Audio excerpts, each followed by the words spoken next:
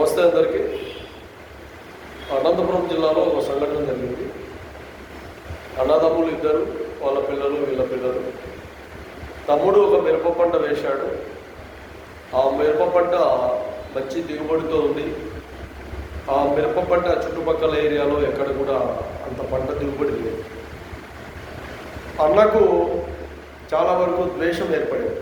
తమ్ముడు బాగా బాగుపడుతున్నాడు, వీడుగా లక్షలు సంపాదిస్తాడు, ఎట్టి పరిస్థితుల్లో వీని అప్పుల ఊబిలోకి లాగాలి అన్న ఆలోచన వచ్చింది.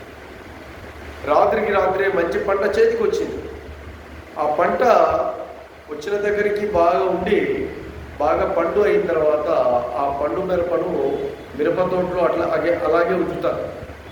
ఆ మిరప తోట ఆ పండు మిరప తయారైన తర్వాత బాగా వచ్చిన తర్వాత కోతకు వస్తుంది. కోతకు వస్తే పక్కన వస్తుంది. పక్కన వేసిన తర్వాత ఆ పండు మిరప చాలా వరకు ఒట్టి మిర్చి అంటే ఒట్టి మిరపకాయలుగా తయారయ్యాయి. ఈ ఒట్టి మిరపకాయలు దాదాపు అంటే 200 రూపాయల కిలో ఉన్నాయి. ఇలాంటి విధానాల్లో అన్న ఇంతటి ఘాతుకానికి ఒడిగట్టి ఆ 2.5 ఎకరా 3 ఎకరాల పొలాన్ని పూర్తిగా గడ్డి మందు పూర్తిగా యాసిడ్తో తయారయ్యాయి. పచ్చటి పంటను కూడా ఆ గడ్డి మందు పిచికారి చేస్తే పూర్తిగా క్షణాలలో పూర్తిగా నాశనం అయిపోయి బ్లాక్ అయిపోయి ఎండిపోయి ఆ పూర్తిగా అగ్గిపుల్ల వేస్తే రగిలిపోయే విధంగా తయారవుతుంది.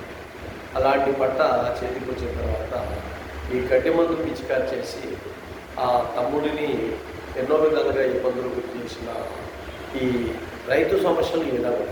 అలాగే కుటుంబ నేపథ్యాలు తీసుకుంటే చాలా వరకు ఒక కుటుంబం ఎదుగుతుంది, ఒక కుటుంబం బాగుందంటే ఇంకో కుటుంబానికి ఇబ్బందులు గురే ప్రమాదం. కాబట్టి ప్రజలు చాలా జాగ్రత్తగా ఉండాలి.